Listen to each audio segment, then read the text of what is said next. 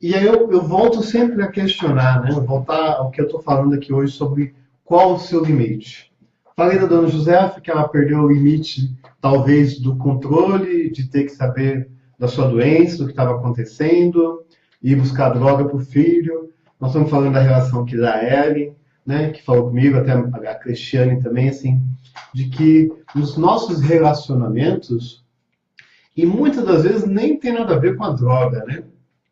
Quantas pessoas são negativas? Quantas pessoas são, são pessoas que nos trazem conflitos, angústias, que nos trazem agitação, nos fazem bem no nosso dia, e são relações que nós precisamos ver qual é o limite. Porque, assim, tem pessoas que a gente gosta mais, tem pessoas que nós somos mais amigos, tem pessoas que nós compartilhamos nossas intimidades, e tem pessoas que a gente quer ficar, às vezes, longe.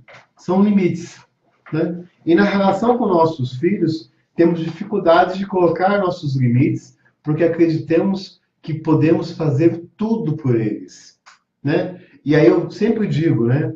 Amor incondicional é diferente de permitir que tudo seja feito, e até mesmo as coisas erradas. Nós amamos nossos filhos de forma incondicional. Isso não tem, independente se ele faz o certo, se faz errado, se tirou boa nota, se tirou nota ruim, se ele brigou com o coleguinha, se ele está praticando esporte ou não, se ele está seguindo a carreira do pai ou a carreira da mãe. Eu amo meu filho de forma incondicionalmente. Isso é amor.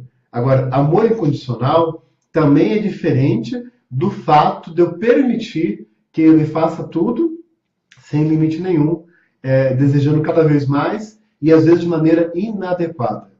Amor incondicional também não quer dizer que eu não deva saber do meu limite. Existe o meu limite, eu tenho que encarar isso. Aquilo que eu estou dizendo aqui, eu deixei bem claro para ele que estou só esperando ele dizer: mãe, eu quero. Já tenho até um psicólogo que vai me cobrar um preço bom e tenho tentado convencer ele. Creuso, volto de novo a dizer, você tem que mostrar para ele que está disponível um tratamento, que tem alguém que possa acompanhá-lo, mas dentro da sua casa. O que você propôs para que ele faça diferente? Qual a responsabilidade dele? Qual o compromisso dele dentro dessa relação? E aí você vai mostrando de que ele precisa ter responsabilidades, ou, do contrário, ele vai acreditar que não precisa assumir responsabilidade. É importante que você vá se cuidando, você comece a mudar a sua postura, que no momento que ele quiser, você possa oferecer para ele uma ajuda específica, né? Isso é importante, ter essa preparação.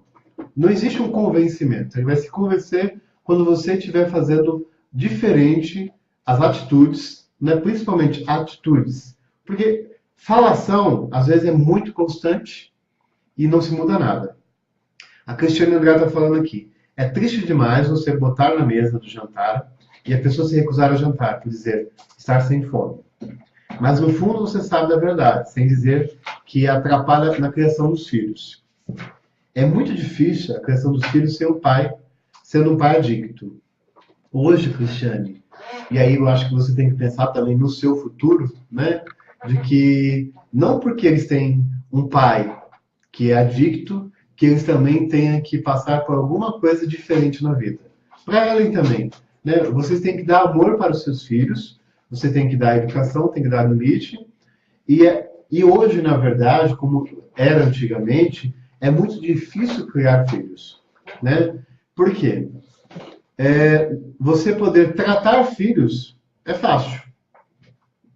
Porque você consegue vestir, você consegue colocar numa escola, você consegue dar comida, tudo isso é tratar. Você está tratando dos filhos. Cuidar é difícil. Mas os pais têm que compreender, as mães acabam por assumir, às vezes, muito mais essa responsabilidade do que o próprio pai, alguns casos diferentes disso, mas compreender que os filhos precisam de um determinado tempo dos pais, onde existe a persistência de ensinar as regras, as normas. Tem muita mãe que pensa que com um filho de 13, 12 anos de idade, ele tá tranquilo, ele sabe tomar banho, ele se cuida certinho, não tem problema nenhum. E às vezes eles não sabem se cuidar direito ainda, não aprenderam, tem que de vez em quando dar uma orientada, dar uma cobrada, né? Porque tá meio desleixado disso. Porque hoje nós confundimos esperteza com saber. Um filho ser esperto não quer dizer que ele sabe. Porque na maioria das vezes eles não têm experiência, então a gente tem que estar atento. A Sandra está dizendo aqui, olha, temos de sair da falação e partir para a ação, mudança de comportamento. Não acontece nada se nós não mudarmos. Você pode saber que a droga faz mal, nós vamos saber que a droga faz mal, mas o seu filho vai continuar sentindo o prazer da droga. Você pode saber que o melhor futuro para ele é largar a maconha. Não adianta você falar, se você não mudar a sua atitude, a sua postura e começar a praticar essa mudança. Não só dizer, olha, de hoje em diante, meu filho, eu não aceito que você saia de casa e volte 2 horas da manhã, 3 horas da manhã. E eu quero que você chegue até em casa, eu saiba onde você está, que você chegue até meia-noite. Não adianta eu tratar isso com meu filho e não cumprir. Não adianta depois, na primeira noite que você falou isso com ele, na primeira noite seguinte, ele chega às 3 horas da manhã. Adianta você receber às 3 horas da manhã e falar, não foi isso que eu combinei com você, blá blá blá, e falar, isso não vai mudar. Ele vai ouvir a primeira vez, vai falar que você está falando demais, e na noite seguinte ele vai fazer a mesma coisa, na próxima final de semana ele vai fazer a mesma coisa. E aí estipular, olha, se você não estiver em casa a tal horário, eu vou tomar uma providência. A chave de casa você não vai entrar. É muito difícil a mãe tomar uma atitude dessa. Ou, por exemplo, eu não cuido mais da sua roupa, porque você precisa cuidar. Porque dá a roupa limpa, a comidinha na mão, né, lava a louça, dá tudo para ele. E você fala, ó, de hoje em diante, não vai ser assim. E aí passa uma semana, você faz, daqui 10 dias, daqui 15 dias, tá lá levando a comidinha para ele, tal. Tem que ter consistência. E aí eu sempre convido as famílias a tomarem atitudes, mudança de atitudes, porque aí a ação é uma decisão, mas de todas as atitudes que vocês consigam cumprir. Não peço para ninguém, não convido a ninguém a fazer fazer algo que não cumpra depois. A Cristiane está dizendo aqui, sim, claro, penso sim. Penso muito e converso com os filhos. Verdade, Cristiane. Escondo nada a eles. Pergunto, vou com um jeitinho, mas sempre falo. Respeitar o pai, por isso é uma doença. Não tem como anular, né, Cristiane? Que eles têm o pai. É o pai deles, né? Talvez eles não tenham noção, como disse, às vezes do que é a droga, mas eles têm que saber que esse pai não está perto, por que ele não está perto, que esse pai ele tinha um comportamento que não era adequado. Os filhos, mesmo que não compreendam totalmente o que está acontecendo, ele precisa ouvir coisas de fato do que é, para que eles possam criar dentro deles uma visão. Senão começa a criar fantasias, começa a fantasiar do que está acontecendo. Olá, boa noite, Rabiana Cunha, seja bem-vinda. Que bom entrar aqui, estou em desespero. Precisando muito ouvir algo que me ajude a direção o que fazer. Aí a Cristiane falando, Egnara, mesmo acontece aqui na minha casa, é sempre complicado. A Helena falou assim, é muito difícil, meus filhos são revoltados e minha filha mais velha nem fala com o pai. Helena, os filhos vão reagindo conforme está o movimento de casa. Porque, vamos pensar, os filhos contam com os pais para que sejam seus portos seguros. Os filhos contam com os pais para que eles os protejam, que amem, que direcionem o caminho mais certo, que ensinem. E quando existe a inversão desse papel, onde os filhos têm que, às vezes, ver cenas desagradáveis, tem que não acredita que no pai, perdem a confiança, perdem essa segurança, gera esse movimento mesmo de revolta, de raiva, de que não aceita. E aí, claro, tem que ir sempre conversando, mostrando de fato o que está acontecendo. E muitas das vezes, os filhos reconhecem que o pai e a mãe não podem mais viver juntos, que aquela relação é insustentável, que já passou de todos os limites, e muitas das vezes a mãe e esse pai mantêm essa situação por muitos anos, que vai cada vez mais piorando todos os relacionamentos. Por quê? Vai se formando uma família em torno da desestrutura, em torno daquela complicação toda que está acontecendo ali. É isso que acaba acontecendo. Nunca ameaçar e não cumprir. Verdade, Sandra Souza. Nunca fale nada que não vá cumprir. Você falou algo, prometeu algo e não cumpriu, você perdeu a credibilidade. E o que acontece com os codependentes, com as famílias, que eles perdem a credibilidade.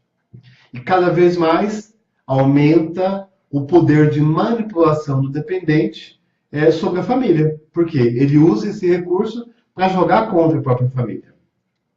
A Helena está dizendo para o Cristiano, estou separada há 6 meses, ele só se afunda porque a mãe o ajuda a se afundar.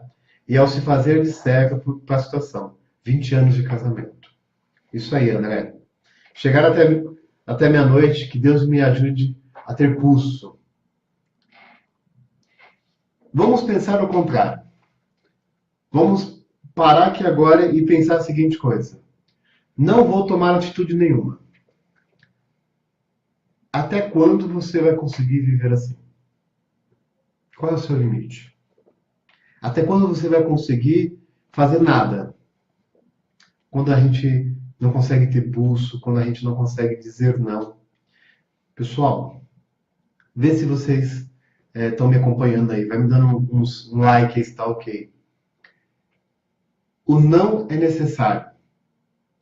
E muitas das vezes as mães têm dificuldade de dizer não, porque dói o não mais nela, é mais difícil para ela do que quem está ouvindo. O que vocês acham? Concorda comigo aí? Faz um joinha para mim, como é que tá? Dói muito mais dizer não, porque você tem medo, você se sente culpada, você acha que não consegue fazer isso. Mas entenda. Bom, concorda com os joinhas comigo? Olha aqui. A Fabiana está dizendo a seguinte coisa. Cheguei no meu limite. Porque cansei de me anular. Temos que prosseguir mesmo gostando. Mesmo amando, né, Helena? É difícil isso. Impressionante como as histórias são parecidas, a Fabiana está falando aqui para nós. A Cristiane está dizendo, Helena, seu caso é como o meu caso. Então, o meu também acontece a mesma coisa aqui em casa. Da mãe dele aceita tudo, isso, até fumar no quarto, entre as coisas de medo, de tanto medo dele, sair e fazer coisas erradas lá fora. Gente, estou falando aqui da dona Josefa. Olha que história parecida.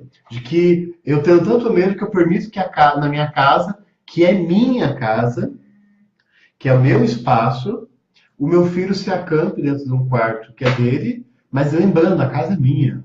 Onde ele usa droga, onde ele vai fazendo tudo isso.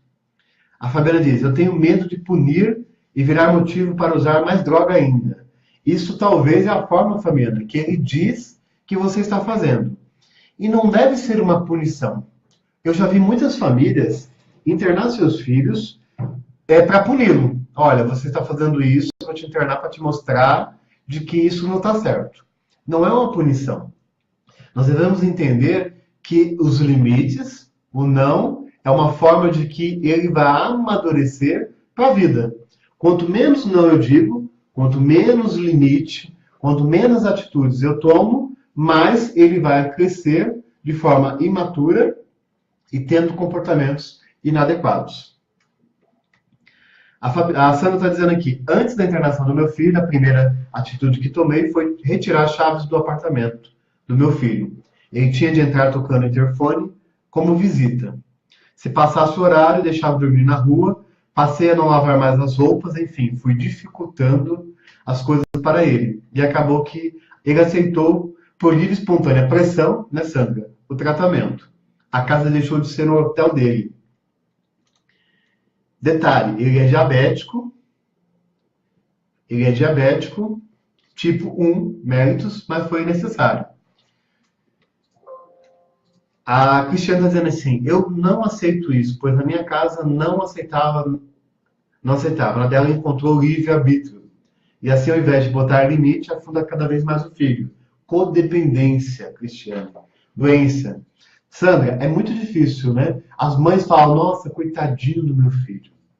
Gente, ele é doente, não é coitado. E se tratar como um coitado, como alguém que não pode ser tocado, só vai fazer com que ele cada vez mais piore. E aí, amanhã, se você não estiver aqui? E aí, como vai ser a vida do seu filho quando você não estiver fazendo tudo isso? Ou quando ele morrer com tanto uso de droga? As mães ficam presas muito nisso, né? De que meu filho é um coitado. A Ellen está falando aqui. Estamos todos no mesmo barco, mas nossa mudança é dia a dia. Pelas pequenas coisas, não é fácil, mas chegamos lá. Nenhuma mudança que seja coerente, que seja positiva, é feita de um dia para o outro.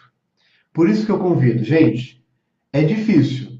Mas e aí? Vou passar 10, 15, 20 anos da minha vida dizendo que é difícil, o quanto eu estou ficando doente, como a minha vida é conturbada e não vou fazer nada? Ou vou passar meus próximos 10 anos da minha vida fazendo cada dia alguma coisa diferente, tomando atitudes e devagarzinho me fortalecendo e mudando a situação que está em nossa vida, na nossa casa, na nossa família? A Helena diz assim, ele é filho único e a mãe me culpa sem razão. Está entregue e não está vendo e não aceita que fale. Vamos pensar o seguinte, cada um tem sua parte de responsabilidade. Você, enquanto esposa, tem responsabilidade de cuidar do seu marido, de ter um esposo companheiro, de educar seus filhos, de formar um lar harmonioso. O seu marido, por lado, tem também a responsabilidade de estar dentro dessa casa, os dois podem contribuir financeiramente, mas os dois têm que educar os filhos.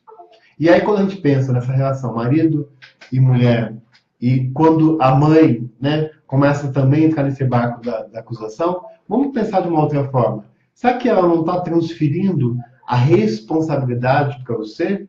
Será que ela não está tirando dela a possibilidade de assumir talvez alguma coisa que não foi feito corretamente, ou que ela não teve oportunidade de fazer, não aprendeu na vida e vai transferindo a culpa para o outro?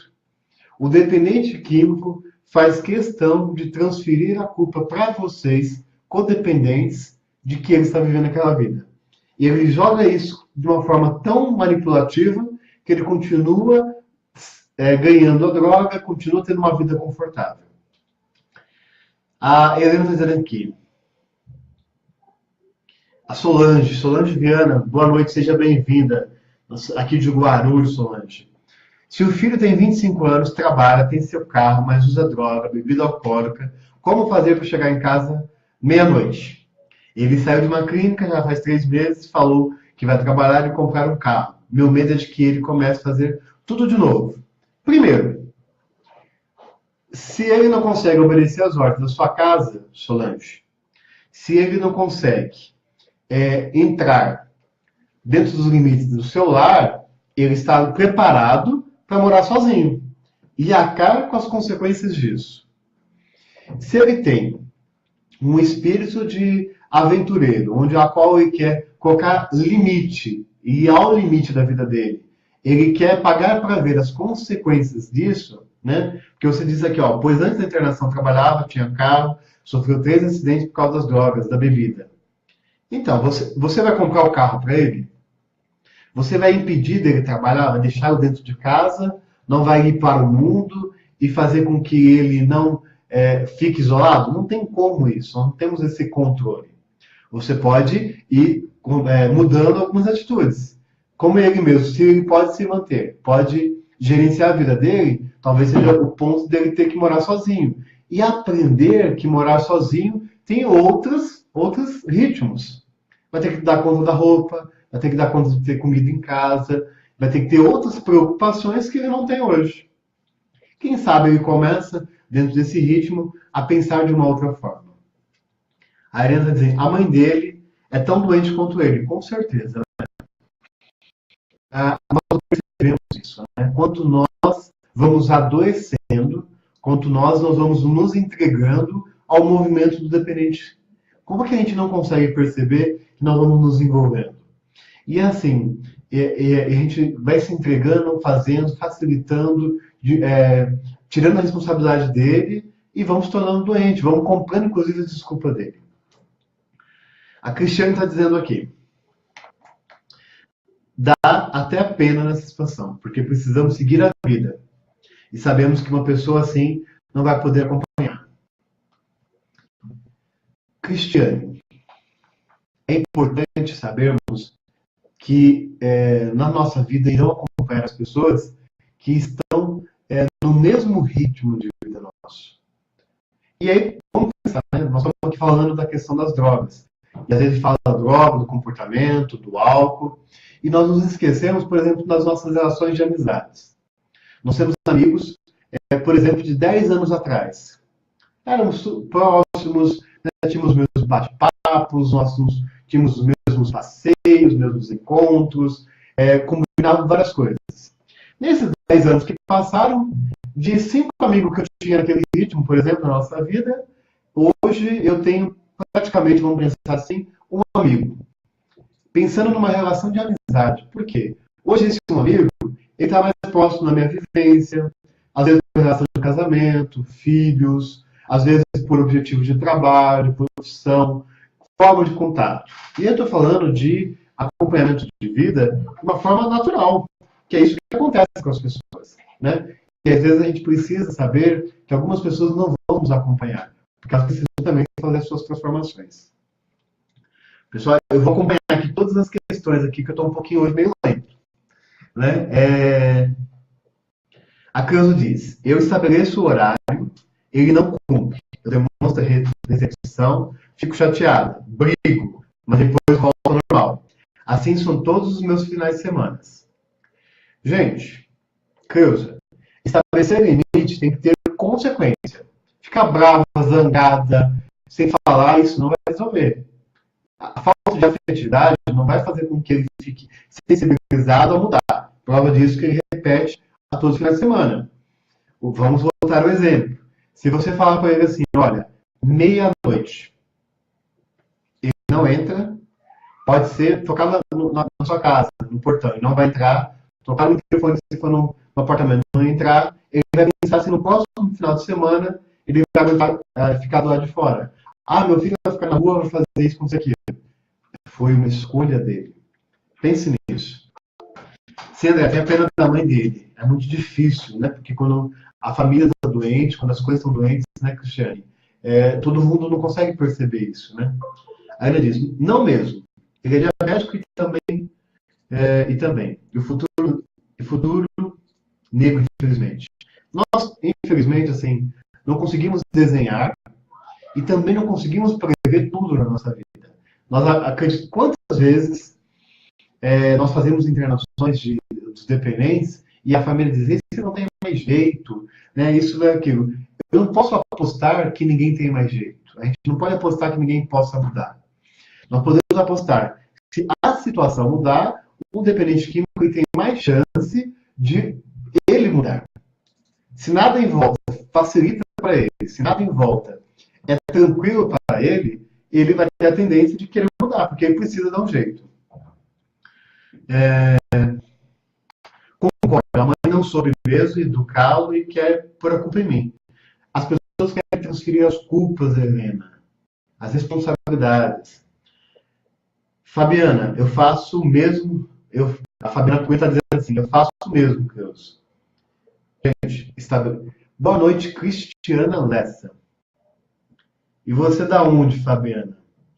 Belo Horizonte, Minas. Pessoal, vai dizendo de onde que é aí, que a gente às vezes a gente se perde aí. Apoiado André Sandra, Fabiana diz assim sobre Belo Horizonte. Cristiana fala, você já frequenta algum grupo de apoio? É essencial, ajuda muito. É verdade. Fabiana que está chegando aqui, eu vou dar uma faladinha mais aqui, né? Mas você tenta frequentar o amor exigente, verdade. Olha, Fabiana, Fabiana e para aí, vamos pensar o seguinte: culpa, vergonha, raiva. Nenhum desses três sentimentos vão fazer com que nós tomamos alguma atitude. Isso não fica nos prendendo. A culpa, porque nós vamos tentar justificar o que aconteceu de errado, para que meu filho é dependente, ou justificar que eu deveria ter feito isso ou aquilo, e aí eu fico preso dentro disso e uso a culpa e continuo usando droga. A raiva, porque eu dei de tudo, faço tudo, e ainda não consigo, ele não reconhece isso. E a vergonha, porque é usar de droga. Gente, as pessoas vão nos apontar, vão dizer pra gente o que está acontecendo. Né? A dependência química é comum como as outras doenças, a gente não tem que ter vergonha. E muitas das vezes é isso que acontece. Vamos lá. A Cristiane vai fazendo a seguinte coisa. Fabiana, também sentia vergonha das pessoas, hoje não sinto mais. A Cristiane nessa fala, comigo foi bem trabalhoso, mas tanto falar e demonstrar que ele não estava agindo legal com ele mesmo, depois de um certo tempo ele pediu ajuda. Nós temos que reforçar isso. A Cristiane Andrade é do Rio de Janeiro. A Cristiane nessa fala, tem que falar para todo mundo. Ele precisa saber que todo mundo sabe. Senão vira uma cama de esconderijo para ele. E aí continua usando droga. A Sandra Souza fala, Fabiana, coordeno um grupo de apoio. Não sinta vergonha, estamos todos no mesmo barco, com as mesmas dores, são todos iguais. O Ale Sidney, fiz isso com meu filho por muito tempo. Deixava ele dormir no chão da varanda, cortava o meu coração, mas eu avisava sobre o horário, mas ele não ligava. Aí ia tomar atitude. Hoje em dia ele não se acaba mais. É difícil, Ale. É muito, muito difícil, né? Mas a persistência da atitude faz com que mantenha o comportamento. Elimina a culpa e a vergonha. A Sandra Souza está dizendo. A Cristiana Lessa está dizendo. A culpa e a vergonha nos paralisam. Qualquer sentimento onde nós ficamos presos faz com que a gente não tome uma atitude assertiva.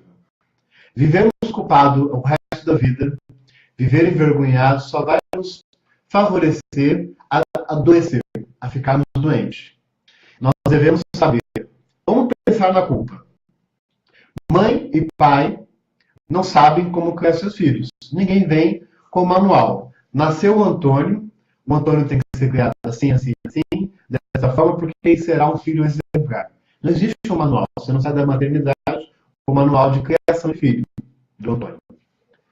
Nós, muitas das vezes, temos as nossas referências de famílias, temos a nossa visão de mundo, que junto com a visão de mundo do meu marido, a referência de família dele, e dessa forma, junto o casal, vai criar seus filhos.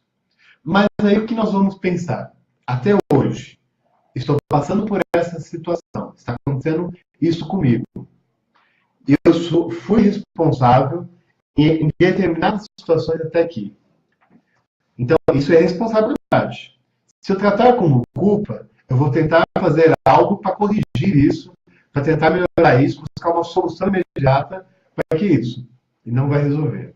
Se eu tentar olhar sempre com a culpa, eu vou tentar compensar aquilo que eu não fiz ou que eu fiz errado. E aí eu começo a fazer vários movimentos de hiperproteção, de tirar tudo de consequência, ou dar mais, dar mais, e aí eu não tenho limite. Né? E eu quero aqui trazer para vocês, né? Nós estamos aí caminhando para o final do nosso encontro de hoje, porque hoje eu trouxe a ideia de que, assim, qual é o seu limite? Até quando vamos ficar vivendo nessa situação sem tomarmos uma decisão? Sem darmos conta de fazer o primeiro passo de mudança. Meu filho que está usando maconha, que está usando a droga, que tem que mudar. Ele precisa mudar. Sim, concordo. Mas se ele não está mudando, quem deve mudar sou eu. E qual é o seu limite? Até onde você vai seguir com essa vida na qual não tem o controle de você mesmo. Não é o controle do seu filho, não é o controle da vida dele, não é o controle daquilo que ele está fazendo, mas sim de você mesmo. A Cristiana fala assim, sou de Brasília. A Fabiana Cunha, meu filho está lá, não cumpriu agora, está, me parece, toda desesperada. Ele não está nem aí. Normalmente eles me demonstram um comportamento de que não acredito que você vai mudar de comportamento. Gostaria muito que ele falasse da importância de trabalhar a espiritualidade no processo de recuperação das drogas. Verdade, Cristiano. A Lisete está falando aqui, tudo isso é muito angustiante, é um problema que não está em nossas mãos e resolvemos. Não podemos mudar ninguém. A Cristiana vai falar, não existe mesmo. Não escolhemos como vão ser futuramente. Temos que deixar bem claro que o é certo ou o que é errado. Acompanhar as amizades, onde vão, com quem é. Elisete, não está na nossa mão o que ele pode mudar, mas está na minha mão o que eu quero para a minha vida. Eu quero ter alguém para a minha vida de quem não quer mudar? E aí, gente, nós vamos pensar como a Cristiane Lessa está falando a seguinte coisa. Espiritualidade. Independente da crença, da sua religião, independente do que aquilo que a família acredita, nós devemos pensar que sobre nossas vidas existe um poder superior. Que ele é o responsável por aquilo que nós não controlamos. Quando meu filho sai de casa e vai estudar, eu perco o controle do que daí em diante. Coloco na mão do poder superior para que olhe para meus filhos. E na nossa vida, nesse processo de angústia, né? Porque assim, é um processo de que a gente vive às vezes desesperado, sem direção, não sabe o que fazer, nós precisamos acreditar que assim, em muitos momentos, precisamos acreditar que o poder superior vai nos ajudar. E aí aqui a Helena está falando assim, só podemos mudar nós mesmos, com certeza. A Cristiane Andrade está dizendo, eu cheguei no meu limite, ou muda, ou eu deixo de mão de vez. E aí não foi você que abandonou ele, é ele que não quis mudar. Estou na luta para mudá-lo, foram 15 anos nessa luta. Muito tempo, Cristiane, né? Tentando resgatar, acreditando, juntando esperança, agora vai ser. Isso é um desgaste de muito tempo de vida, gente. Quem merece isso? Ele, muitas das vezes, pode merecer, porque usa droga, mas também não merece, porque é uma doença. Ninguém merece passar por isso. Mas precisa mudar. Aí a Cristiane já chega, a Helena fala, o meu não quer mudar ainda. Ainda não, mas você precisa mudar. A Francisca diz, muito bom, parabéns. Olá, Francisca, lá do Paraná. Quero ser feliz e quero viver bem, sem culpa, sem medo, pode confiar. E é o meu limite. Obrigado, Débora, você nos ajuda muito esclarecendo as dúvidas. Pessoal, eu que agradeço vocês e quero aqui falar uma coisa. Desculpa, uma coisa. Qual é o seu limite? O seu limite deve ser onde a sua vida deve ser merecedora de felicidade. Acredite nisso. Você merece e tem direito de ter paz, tranquilidade, sossego na sua casa e felicidade. Você merece isso. Isso deve ser o seu limite. E aí, a Fabiana, mas meu filho tem 15 anos, cabe a mim arrancar ele dessa vida. Fabiana, seu filho tem 15 anos, você pode tomar atitudes, porque você é responsável por ele. Mais do que nunca, você deve colocar limites para ele. Impor mudanças para ele. Né? Senão ele irá sofrer consequências. Isso ele tem que deixar bem claro. Pessoal, eu quero que, falando em poder superior e espiritualidade, eu sempre trago aqui nas nossas transmissões, aqui nos nossos encontros, a oração, que é a oração da serenidade. E eu tenho aqui em casa, né, um quadrinho que a oração é de uma forma diferente. Diz assim, Senhor, dai-me a serenidade, porque nós somos muito desesperados, nós estamos perdidos e precisamos de serenidade para aceitar as coisas que eu não posso mudar. Meu marido, meu filho, não está mudando agora. Coragem depende de mim. Isso depende de nós. Para mudar as coisas que eu posso. Preciso, Senhor, de sabedoria para que eu saiba a diferença entre elas. Que eu possa entender, Senhor, de que, assim, quais as coisas que dependem de mim hoje?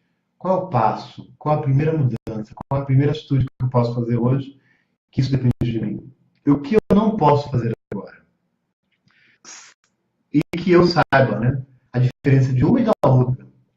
Lembrando sempre que a gente deve viver um dia de cada vez, aproveitando o momento de cada vez, aceitando as dificuldades, porque todos nós vamos ter dificuldades, vamos ter que aprender, vamos talvez aplicar um limite, talvez vamos aplicar uma nova atitude, e isso não vai ser fácil. Mas aprendendo com que essas dificuldades sejam um caminho para a nossa tranquilidade e felicidade. Então, assim, mas André, obrigado aqui, está dizendo a Helena, muito obrigado por compartilhar conosco os seus conhecimentos, André, abraço, a Laurinha está falando, Claudemir aqui, obrigado a vocês, a Fabiana dizendo aqui, obrigado a você, André, todas as mães, olá, Jarbas, seja bem-vindo aí, oração maravilhosa. Pessoal, mais uma vez, obrigado por vocês estarem aqui, obrigado pela oportunidade de vocês me permitirem de estar na vida de vocês, na casa de vocês, levando aí um novo caminho. Né? Todos nós vamos estar aqui juntos para uma busca de um novo caminho.